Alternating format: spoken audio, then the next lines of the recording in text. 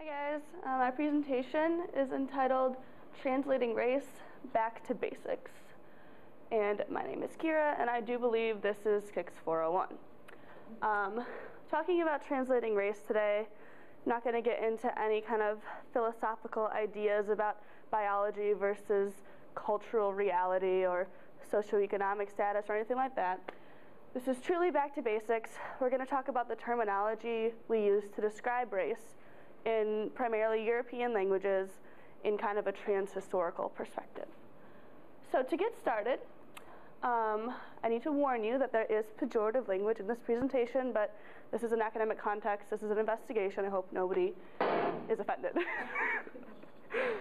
That was just for fun. Alright, so just to give us a little grounding, this is from Massardier-Kenney's chapter on translation. And she says, she's talking about colonial America. Quote, "At that time, Negro was not capitalized, as in the original Spanish form, it was an adjective." So to get started, I wanted to investigate this term Negro, where it comes from, and its use in various European languages. So, from the Oxford English Dictionary, the definitive source on etymology in the English language, we have Negro. So where does this term come from? It is sourced from Spanish, negro, and is also sourced from classical Latin, niger. So these are two sources that we're going to investigate in this presentation. And as you may expect, a member of a dark-skinned group originally from sub-Saharan Africa. Pretty standard. Okay, but we're going to make things a little more complicated. Massardier-Kenney also says, quote, "By consulting dictionaries of the times, we found that nègre often tended to be synonymous with slave, and that noir became associated with abolitionist politics." So now we have these two terms in French, nègre and noir, both to describe a black person, and we need to make a distinction between these two terms. So, nègre, this is from the Dictionnaire de l'Académie Française, which is the definitive source on the French language. This is the current edition, the 9th edition.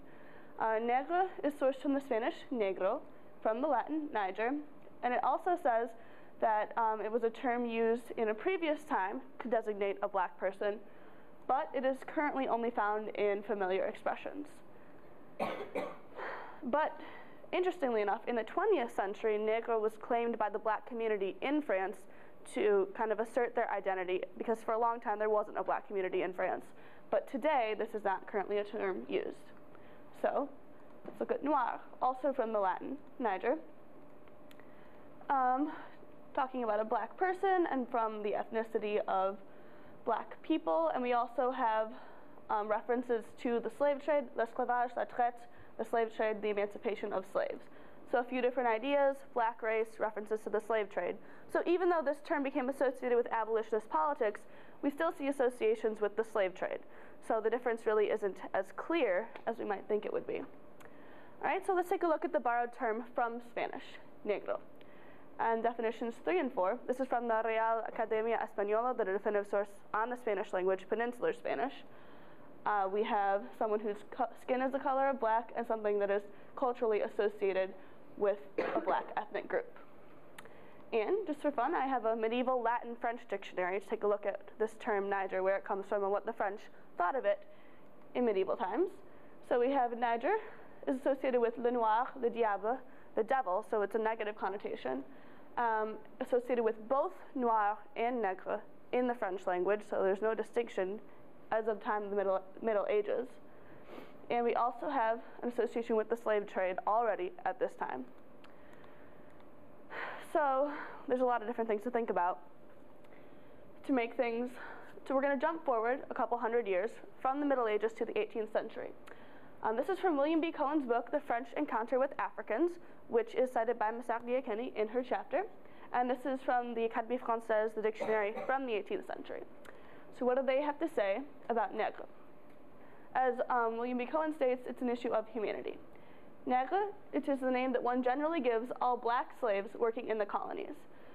So, Cohen tells us that nègre was equated with slave, but the slave's humanity was left obscure. So, in the 18th century, nègre is not yet associated with a human being. And we're going to make it even more complicated.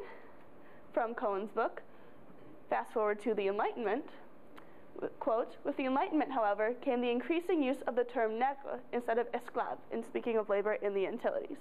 Furthermore, even the term nègre, which in its close association with slavery had a pejorative connotation, was in part supplanted by noir.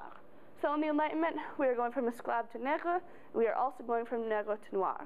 It's kind of a transitional period in this terminology. And Massardier-Kenney in her chapter talks about translating between French and English in colonial literature, so it's about the same time. Quote, "The dictionary equivalent for nègre is negro, but its use in our translations was debatable, since today it is rejected by African Americans. In colonial America, negro and nigger were used interchangeably. So something you guys might not know is that nigger wasn't always a pejorative term in the US. So we have a few more terms to look at here, African Americans and nigger.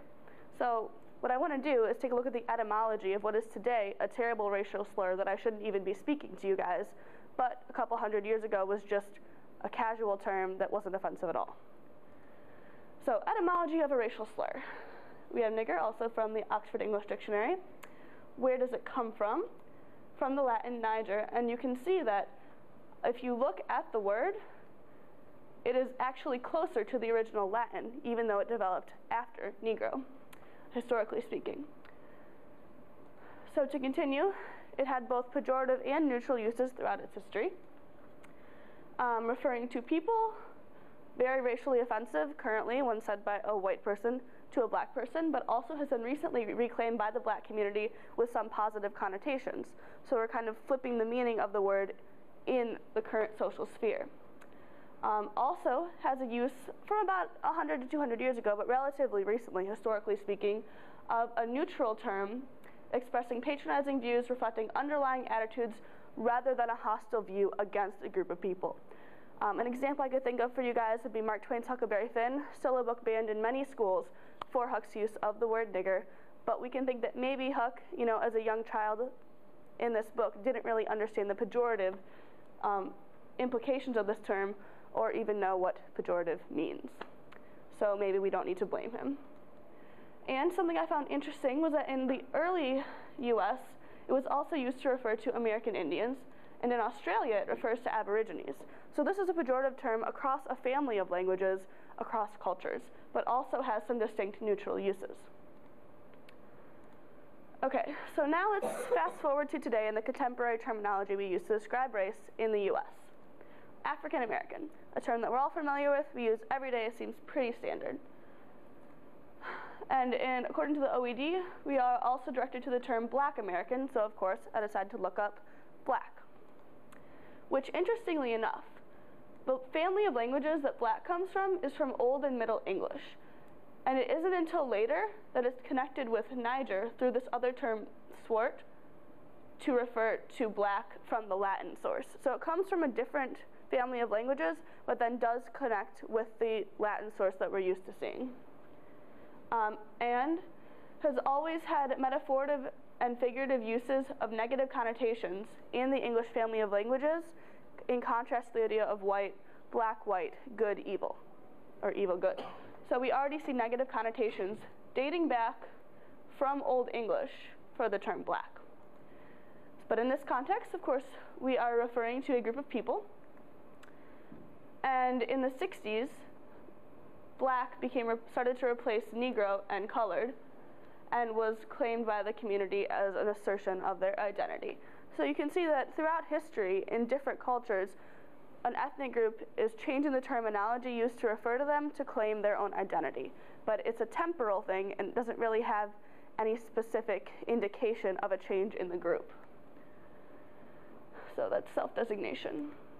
And finally, to round out our descriptions of race, we have Black American, also a term used very frequently today, equated with African American, so kind of on the same level of designation.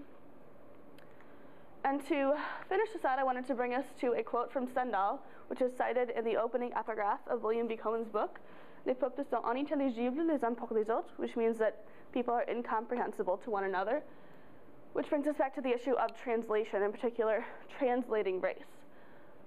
Through this investigation, I don't think that I really have any answers of how to best translate a racial term over time, but what I've discovered is that racial terminology isn't anything that's set in stone. It changes temporally and culturally. So if you're investigating translations, you have to keep in mind when was the work written, who is the writer, who is the audience, what was the intent of the use of this term, and then perhaps you can make a more accurate translation, and perhaps we can understand one another a little bit better. Thank you.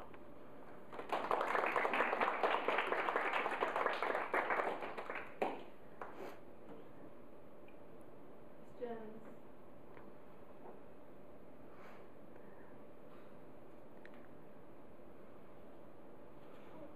Okay.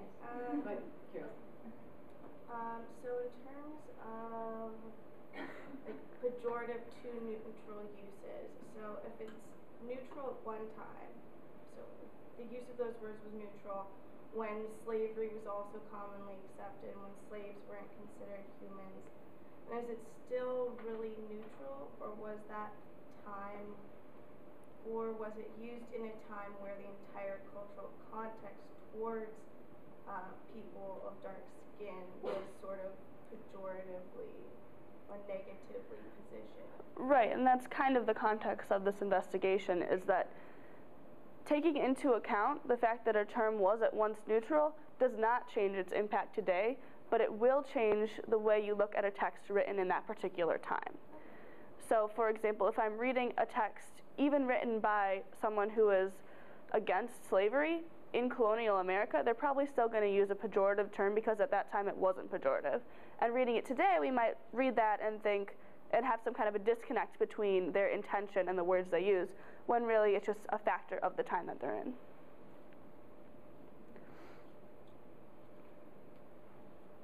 I was just curious why you chose to write and talk about this. It's an interesting topic. I'm really fascinated by historical linguistics and the way languages develop over time, particularly languages that diverge from Latin, because that's my area of study.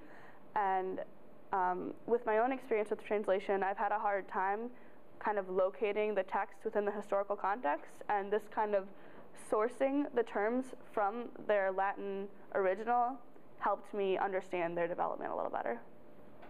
Deirdre, do you have a question? Yeah, I was just like, let's say you're dealing with something like Huckleberry Finn, which is in the English language. Do you still think, like, to maybe make it more appeasable to like certain school programs, like doing a retranslation that uses a word within our context that makes sense would be a good idea, or is it better to like leave the language as is and try and give the readers an understanding of that context?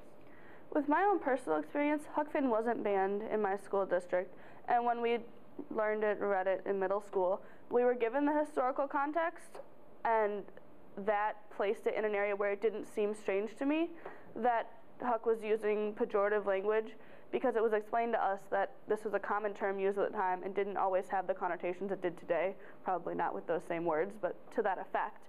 And I appreciated being able to read the text in its original form without alterations by some kind of committee that decides that it's not fit for children, because, I mean, Huck is a kid, and you want to read it as a kid so you can understand him at his level, I think.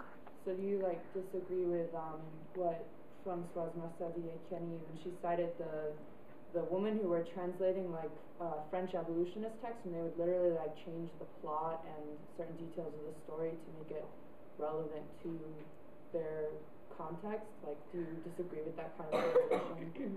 I think that situation is a little bit harder to deal with because there really wasn't a black community in France at the time, and their audience wouldn't have had any context with which to associate the characters. But I don't really agree with the fact that they changed the plot completely. I think that a better way to do it would be to make the story available in two versions, or perhaps like two within the same book, chapters that have been changed and chapters that haven't, so that the readers could read the altered chapters and then read the original and then get a sense of what it would be like in the culture from which it came. But I don't think that completely deleting and changing information really is valid if you want to publish it under the same title. Publishing under a different title, revised version, that's fine, but it's not the same thing anymore. Can you say a little bit more about your own work as a translator? You were just kind of imagining the different ways you would translate if you had a teacher who was going to really offer some background and kind of historical context, the way that you were saying, say, Huckleberry Finn, you think should can you give an example from your own translations and kind of what you would like the life of that translation, the afterlife of that translation to be? For like terminology in translations that I've done personally. Well, for me, something that's been interesting is I've translated or worked with works in translation from different eras. So, for example, all the way back to Boccaccio's Decameron, hundreds of years ago, and then I also, for Christie's class, translated 100 Years of Solitude by Marquez, written just about a couple years ago now. And those are two completely different contexts. However, the Decameron was written in the Decameron was written in the context of the writing was present day for Boccaccio, but Marquez's text is written historically, but from a present day perspective. So that changes the way the terminology is used. So, for example, in the Decameron, I don't read Italian, so I got an Italian version and I got an English version. I tried to kind of piece it together and do my best for like the minimal Italian that I can understand. And I had a hard time because the terminology was translated from Old Italian to present day English, and there was a huge disconnect I felt. But of course, I don't read Old English either, or Middle English even. I can read an older version of Standard English. So even something closer to that would have helped me, because I felt like the disconnect from 1600s Italian to 2013 English didn't really have anything to do with each other. But for Marquez's work, when I was translating it into English, I had to also change my English to reflect the time about which Marquez was writing. And so I had to be careful about the terms I use and be careful about the historical connotations of my translation, because if I'm talking about a different time, I want to have the connotations of that time in my translation, but I also want to make sure that it's comprehensible by a reader in 2013. So I can't be, I wouldn't use a term like nigger and expect someone to understand it as a neutral term. I would have to do something in between. So it's a really complicated process, which is why I like to go back to the source and then kind of work my way historically forward towards present day. Are you translating the whole book? No, I did a chapter of it, but I would like to continue once I have time. It was hard. It was rough. Could you talk more about like this concept of neutrality? This is sort of jumping back to this question, but like what it sort of means for a term to be neutral. Yeah, here, let me go back a little bit.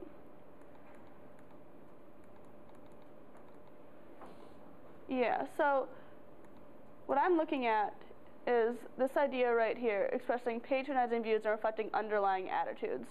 So this is the kind of idea of, say you grow up in a household where your parents are very racist and the people around you are very racist, but you as a child don't know that to be racist, you know that to be the way that people think. And as a child, you haven't yet formed your own viewpoints. You just simply do what your parents do, and you think it's normal, no matter what it is. If your parents eat naked on the floor, you think that everybody eats naked on the floor. So what I think that this is reflecting is a contextual use of the term that reflects the attitudes of the time, but doesn't necessarily reflect the attitude of the person using it, because very few people pay attention to the vocabulary they use and the connotations it has outside of their own particular context. So, for example, if the word example wasn't normal to be used in an academic context, but all my teachers used it when I was in high school, I would come to college and I would say example, even though you guys used a different word, I wouldn't know any different. So I think that it's more of an issue of not thinking beyond your own personal context. But of course that doesn't make it okay. It's just a way to understand the way people speak. It seemed like you had maybe something more to that question. Yeah, I was just sort of thinking, this might be like a dumb thought, but like who like is like the etymologists that are creating these definitions and setting the tone, or at least trying to reflect, like make their definitions reflect I guess like the consensus of the time or the sentiment. And so I'm just thinking, like, if the people that are at the time that were sort of coming up with these terms weren't of, African descent, or how their own experiences and their own racial identities might have affected how they conceptualize the term, and how they put a label of neutral on it. And I don't know. So I was just thinking about that. That's an interesting question because that's a perspective in time, and of course our perspective is historical. And the way the OED does it is they take quotations from works published at the time and then deduce the use of the word. I didn't put all the quotations in here, but I have them for something. So they'd have the head word, the etymology, the definition, and here they have, I don't have it, but they have a citation that was published in the time. And of course it is somebody's opinion that they read the citation and they decided that this is the use of the word in this particular context. But if we don't have historical documentation reflecting the use of the term at the time, then that's really all we have to rely on. So for example, if we're going all the way back to Middle English, we don't know a whole lot about this language. But from terms from about 100 years ago, we do have better historical documentation, but you also have to take into account the fact that whoever's documenting the use of the term at the time has their own particular agenda and viewpoint. So theoretically, we can all see better in hindsight, but there's also the disconnect of years between what we speak today, what people spoke 100 years ago, and how the terms evolved. I don't think there really is an easy answer. I think that it needs to be a combination of looking at texts from the time and looking at texts from today and historical accounts and trying to find middle ground. And I mean, ultimately, the goal of language is communication. So if I can communicate my ideas to you, then hopefully that's good enough.